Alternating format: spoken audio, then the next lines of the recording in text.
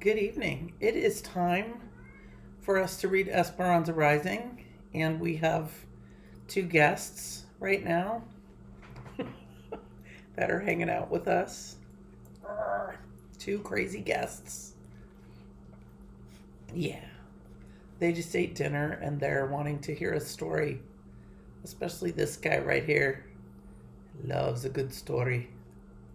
He peels his ears back so that he can hear extra well. All right.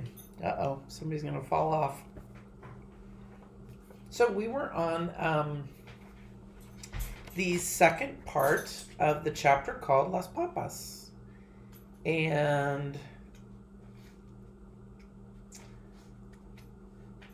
we are on page 164. If you, by any chance, have a book and you're wanting to follow along, I'll keep this down so you can kind of see the dogs. The next day, Esperanza pulled a heavy shawl around her shoulders and waited for Miguel to come home from the fields. She paced the area where the trucks unloaded and wrapped the wool tighter against the early winter cold. She had been thinking all day about what to do. Ever since Mama had first become sick over a month ago, they had no money coming in. The doctor's bills and medicines had used up most of what they'd saved. Now there were more bills. Alfonso and Hortensia offered to help, but they had done so much already, and they did not have much to spare. Besides, she could not accept their charity forever. Abuelita's ankle was probably healed by now, but if she hadn't been able to get her money out of Tio Luis's bank, then she would have no money with which to travel. If Esperanza could somehow get money to Abuelita, then maybe she could come sooner. When Miguel jumped off one of the trucks, she called to him. "What have I done to deserve this honor, mi reina?" he said, smiling and walking toward her. "Please, Miguel, no teasing. I need help. I need to work so I can bring Abuelita to Mama." He was quiet, and Esperanza could tell he was thinking. But what could you do? And who would take care of the babies? "I could work in the fields or in the sheds, and Melina and Irene have already offered to watch Pepe and Lupe. It's only men in the fields right now, and you're not old enough to work in the sheds. I am tall. I'll wear my hair up. They won't know. The problem is that it's the wrong time of year. They aren't packing anything right now, not until asparagus in the spring. My mother and Josefina are going to cut potato eyes for the next 3 weeks. Maybe you can go with them." "But it is just 3 weeks," said Esperanza. "I need more work than that." "Anza, if you are good at cutting potato eyes, they will hire you to tie grapes. If you are good at tying grapes, they will hire you for asparagus. That's how it works. If you're good at one thing, then they hire you for another." She nodded. "Can you tell me one more thing, Miguel?" "Claro, certainly. What are potato eyes?" Esperanza huddled with Josefina, Hortensia, and a small group of women waiting for the morning truck to take them to the sheds. A thick tule ground fog that hugged the earth settled in the valley, surrounding them as if they stood within a deep gray cloud. There was no wind, only silence and penetrating cold. Esperanza bundled in all the clothing that she could put on: old wool pants, a sweater, a ragged jacket, a wool cap, and thick gloves over thin gloves, all borrowed from friends in the camp. Hortensia had shown her how to heat a brick in the oven and bundle it in newspaper, and she hugged it to her body to keep warm as they rode on the truck, since the driver could only see a few yards ahead. The truck rumbled slowly on the dirt roads. They passed miles of naked grapevines stripped of their harvest and bereft of their leaves. Fading into the mist, the brown and twisted trunks looked frigid and lonely. The truck stopped at the big packing shed. It was really one long building with different open-air sections, as long as six train cars. The railroad tracks ran along one side, and docks for trucks ran along the other. Esperanza had heard Mama and the others talk about the sheds. How they were busy with people, women standing at long tables packing the fruit, trucks coming and going with their loads fresh from the fields, the workers stocking the train cars that would later be hooked to a locomotive to take the fruit all over the United States. But cutting potato eyes was different. Since nothing was being packed, There wasn't the usual activity. Only 20 or so women gathered in the cavernous shed, sitting in a circle on upturned crates, protected from the wind by only a few stacks of empty boxes. The Mexican supervisor took their names. With all the clothing they were just wearing, he barely looked at their faces. Josefina had told Esperanza that if she was a good worker, the bosses would not concern themselves with her age. So she knew she would have to work hard. Esperanza copied everything that Hortensia and Josefina did. When the women put the hot bricks between their feet to keep them warm while they worked, so did she. When they took off their outer gloves and worked in thin cotton ones, she did the same. Everyone had a metal bin sitting behind them. The field workers brought cold potatoes and filled up their bins. Hortensia took a potato and then with a sharp knife, she cut it into chunks around the dimples. She tapped her knife on one of the dimples. "That's an eye," she whispered to Esperanza. "Leave 2 eyes in every piece so there will be 2 chances for it to take root." Then she dropped the chunks into a burlap sack. When the sack was full, the field workers took it away. "Where do they take them?" she asked Hortensia. "To the fields. They plant the eye pieces and then the potatoes grow." Esperanza picked up a knife. Now she knew where potatoes come from. The women began chatting. Some knew each other from camp, and one of them was Marta's aunt. Is there any more talk of striking?" asked Josefina. "Things are quiet now, but they are still organizing," said Marta's aunt. "There is talk of striking in the spring when it is time to pick. We are afraid that there will be problems. If they refuse to work, they will lose their cabins in the migrant camps. And then, where will they live? Or worse, they will all be sent back to Mexico."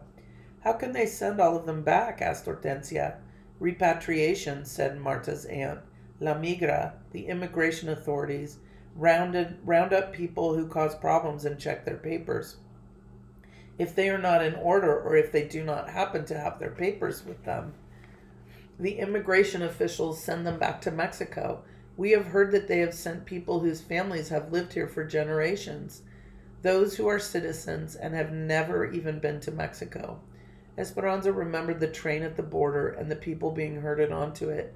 She had been thankful for the papers that Abuelita's sisters had arranged. Marta's aunt said there is also some talk about harming Mexicans who continue to work. The other women sitting around the circle pretended to concentrate on their potatoes, but Esperanza noticed worried glances and raised eyebrows. Then Hortensia cleared her throat and said, "Are you saying that if we continue to work during the spring, your niece and her friends might harm us?" "We are praying that that does not happen. My husband says we will not join them. We have too many mouths to feed. And he has told Marta that she cannot stay with us. We can't risk being asked to leave the camp or losing our jobs because of our niece." Heads nodded in sympathy, and the circle was silent, except for the sounds of the knives cutting the crisp potatoes. "Is anyone going to Mexico for La Navidad?" asked another woman, wisely changing the subject. Esperanza kept cutting the potato eyes, but listened carefully, hoping someone would be going to Aguascalientes for Christmas. But no one seemed to be traveling anywhere near there. A worker refilled Esperanza's metal bin with another load of cold potatoes. The rumbling noise brought her thoughts back to what Marta's aunt had said. If it was true that the strikers would threaten people who kept working, they might try and stop her too. Esperanza thought of Mama in the hospital and Abuelita in Mexico, and how much depended on her being able to work. If she was lucky enough to have a job in the spring, no one was going to get in her way. A few nights before Christmas, Esperanza helped Isabel make a yarn doll for Sylvia, while the others went to a camp meeting. Ever since Esperanza had taught Isabel how to make dolls, it seemed that there was a new one born each day, and monas of every color now sat in a line on their pillows. "Sylvia will be so surprised," said Isabel. "She has never had a doll before." "We'll make some clothes for it, too," said Esperanza. What was Christmas like at El Rancho de las Rosas? Isabel never tired of Esperanza's stories about her previous life. Esperanza stared up at the ceiling, searching her memories.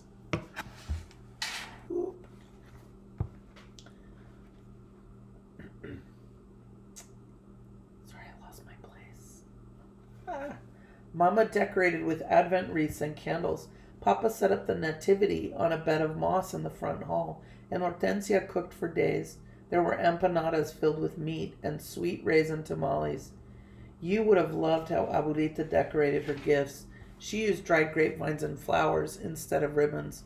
On Christmas Eve, the house was always filled with laughter and people calling out, Feliz Navidad! Later, we went to the Catedral and sat with hundreds of people and held candles during midnight mass. Then we came home in the middle of the night, still smelling of incense from the church, and drank warm atole de chocolate and opened our gifts. Isabel sucked in her breath and gushed. What kind of gifts? I can't remember, said Esperanza, braiding the yarn doll's legs. All I remember is being happy. Then she looked around the room as if seeing it for the first time. One of the table legs was uneven and had to be propped by a piece of wood so it wouldn't wiggle. The walls were patched and peeling, the floor was wood plank and splintery, and no matter how much she swept, it never looked clean. The dishes were chipped and the blankets frayed, and no amount of beating could remove their musty smell. Her other life seemed like a story she had read in a book a long time ago. Un cuento de hadas, a fairy tale. She could see the illustrations in her mind, the Sierra Madre, El Rancho de las Rosas, and a carefree young girl running through the vineyard. But now, sitting in the cabin, the story seemed as if it were about some other girl, someone Esperanza didn't know anymore. Kind of like Cinderella a little bit, right? Like a Cinderella fairy tale. What do you want for Christmas this year? Asked Isabel. I want Mama to get well. I want more work. And she stared at her hands and took a deep breath. After 3 weeks of potato eyes, they were dried and cracked from the starch that had soaked through her gloves. I want soft hands. What do you want, Isabel? Isabel looked at her with big doe eyes and said, That's easy. I want anything. Esperanza nodded and smiled, admiring the completed doll. She handed it to Isabel, whose eyes, as usual, were excited. They went to bed, Isabel in her cot and Esperanza in the bed that she and Mama had slept in. She turned toward the wall, yearning for the holidays of her past, and repeated what was becoming a nightly ritual of silent tears. She didn't think anyone ever knew that she cried herself to sleep until she felt Isabel patting her back. Esperanza, don't cry again. We will sleep with you if you want. We? She turned toward Isabel, who was holding the family of yarn dolls. Esperanza couldn't help but smile and lift the covers. Isabel slid in beside her, arranging the dolls between them. Esperanza stared into the dark. Isabel had nothing, but she also had everything. Esperanza wanted what she had. She wanted so few worries that something as simple as a yarn doll would make her happy. On Christmas Day, Esperanza walked up the front steps of the hospital, while Alfonso waited in the truck. A couple passed her carrying gifts wrapped in shiny paper.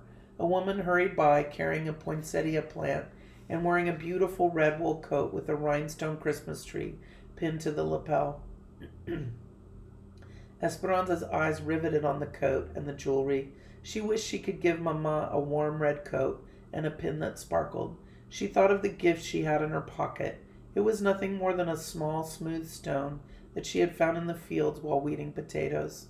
The doctor had moved Mama to a ward for people with long-term illnesses.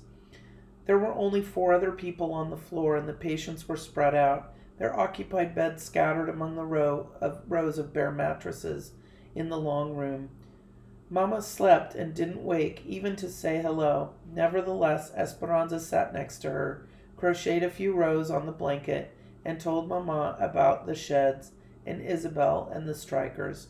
She told her that Lupe and Pepe could almost walk now, and that Miguel thought that Papa's roses showed signs of growth. Mama didn't wake to say goodbye either. Esperanza tucked the blanket around her, hoping that the colors from the blanket would slowly seep into Mama's cheeks. She put the stone on the night table and kissed Mama goodbye. Don't worry, I will take care of everything. I will be la patrona for the family now. So she's kind of making some changes, right? She was sort of the pampered princess of her family where she never had any responsibilities, and now she's the person that's holding her whole family together, right? So she's the la patrona is the person the person that runs the family that's in charge, and that's her new job, and she's taking it very seriously. So she's kind of had a little bit of a shift, a change in her character, hasn't she? Anyhow, hope you have a lovely evening. Did you want to say goodbye? Did you want to say goodbye? Huh? No? Maybe so? Yeah, a little bit of goodbye? Okay, bye-bye. All right. We will see you later. I'm being mauled. Ah! I'm being attacked by a mad dog. A mad dog's attacking me. Ah!